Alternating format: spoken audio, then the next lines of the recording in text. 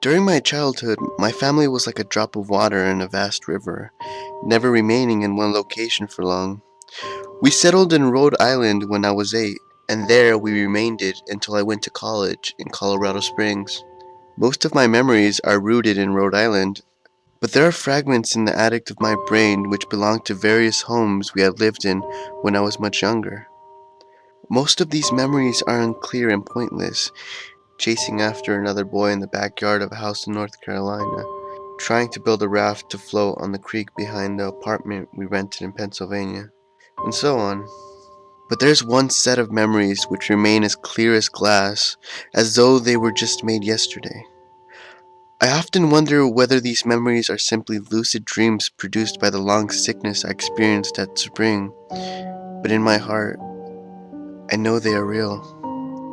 We were living in a house just outside the bustling metropolis of New Vineyard, Maine, population 643. It was a large structure, especially for a family of 3. There were a number of rooms that I didn't see in the 5 months we resided there. In some ways, it was a waste of space, but it was the only house on the market at the time, at least within hours' commute to my father's place of work. The day after my 5th birthday, attended by my parents alone, I came down with a fever.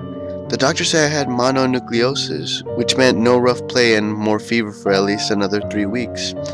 It was horrible timing to be bedridden.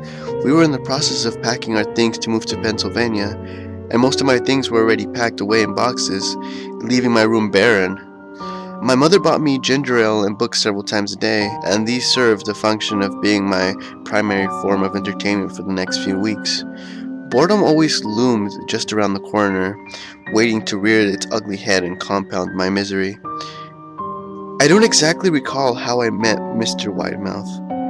I think it was about a week ago after I was diagnosed with mono. My first memory of the small creature was asking him if he had a name. He told me to call him Mr. Widemouth because his mouth was large. In fact, everything about him was large in comparison to his body. His head, his eyes, his crooked ears, but his mouth was by far the largest. "You look kind of like a Furby," I said as he flipped through one of my books. Mr. Widemouth stopped and gave me a puzzled look. "Furby? What's a Furby?" he asked. "You know, the toy, the little robot with the big ears. You can pet them and feed them, almost like a real pet." "Oh." Mr. Widemouth resumed his activity. "You don't need any of those. They aren't the same as having a real friend." I remembered Mr. Widemouth disappearing every time my mother stopped by to check in on me.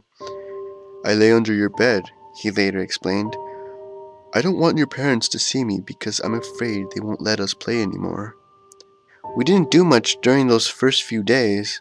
Mr. Widemouth just looked at my books, fascinated by the stories and pictures they contained.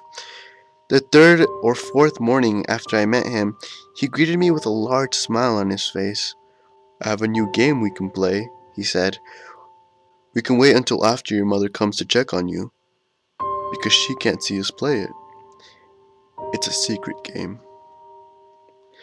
After my mother delivered my books and soda at the usual time, Mr. Widemouth slipped out from under the bed and tugged my hand. "We have to go to the room at the end of this hallway," he said. I objected at first, as my parents had forbidden me to leave my bed without their permission, but Mr. Widemouth persisted until I gave in. The room in question had no furniture or wallpaper. Its only distinguishing feature was a window opposite the doorway. Mr. Widemouth darted across the room and gave the window a firm push, flinging it open. He then beckoned me to look out at the ground below. We were on the 2nd story of the house, but it was on a hill, and from this angle the drop was farther than 2 stories due to the incline. "I like to play pretend, you hear," Mr. Widemouth explained. "I pretend that there is a big, soft trampoline below this window, and I jump. If you pretend hard enough, you bounce back up like a feather. I want you to try." I was a 5-year-old with a fever. so only a hint of skepticism darted through my thoughts as I looked down and considered the possibilities. "It's a long drop," I said. "But that's all part of the fun. It wouldn't be fun if it was only a short drop. If it were that way, you may as well just bounce on a real trampoline." I toyed with the idea, picturing myself fall through the thin air only to bounce back to the window on something unseen by human eyes. But the realist in me prevailed. "Maybe some other time," I said. "I don't know if I had enough imagination. I could get hurt." Mr. Widemouth's face contorted into a snarl, but only for a moment. Anger gave way to disappointment. "If you say so," he said. He spent the rest of the day under my bed, quiet as a mouse. The following morning, Mr. Widemouth arrived holding a small box. "I want to teach you how to juggle," he said. "Here are some things you can use to practice before I start giving you lessons." I looked into the box. It was full of knives. "My parents would kill me!" I shouted, horrified that Mr. Widemouth had brought me knives into my room, objects that my parents would never allow me to touch. "I'll be spanked and grounded for a year." Mr. Widemouth frowned. "It's fun to juggle with these. I want you to try." I pushed the box away. "I can't. I'll get in trouble. Knives aren't safe to just throw in the air." Mr. Widemouth's frown deepened into a scowl. He took the box of knives and slid under my bed, remaining there for the rest of the day. I began to wonder how often he was under me. I started having trouble sleeping after that. Mr. Widemouth often woke me up at night, saying he put a real trampoline under the window. A big one that I couldn't see in the dark. I always declined and tried to go back to sleep, but Mr. Widemouth persisted.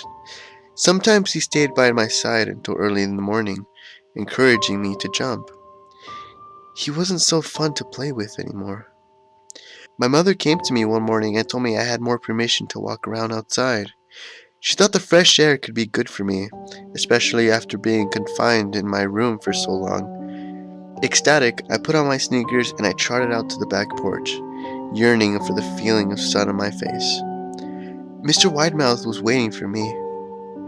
"I have something I want you to see," he said. I must have given him a weird look, because he then said, "It's safe, I promise." I followed him in the beginning of the deer trail which ran through the woods behind the house. "This is an important path," he explained. "I've had a lot of friends about your age. When they were ready, I took them down this path, to a special place. You aren't ready yet, but one day, I hope to take you there." I returned to the house wondering what kind of place lay beyond the trail. 2 weeks after I met Mr. Widemouth, the last load of our things had been packed into a moving truck. I would be in the cab of that truck, sitting next to my father for the long drive to Pennsylvania. I considered telling Mr. Widemouth that I would be leaving. I was beginning to suspect that perhaps the creature's intentions were not to my benefit, despite what he said otherwise. For this reason, I decided to keep my departure a secret. My father and I were in the truck at 4 a.m. He was hoping to make it to Pennsylvania by lunchtime tomorrow with the help of an endless supply of coffee and a six-pack of energy drinks. He seemed more like a man who was about to run a marathon rather than one of those who was about to spend 2 days sitting still. "Early enough for you?" he asked. I nodded and placed my head against the window, hoping for some sleep before the sun came up. "This is the last move, son, I promise. I know it's hard for you.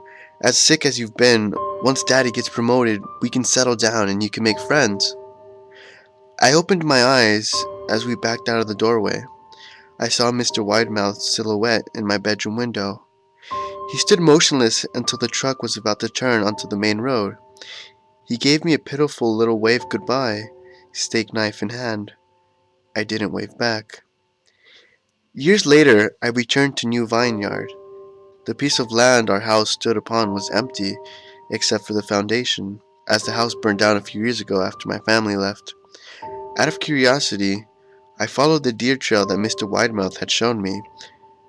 Part of me expected him to jump out from behind a tree and scare the living bejeebus out of me, but I felt that Mr. Widemouth was gone, somehow tied to the house and no longer existed. The trail ended at the new Vineyard Memorial Cemetery. I noticed that many of the tombstones belonged to children.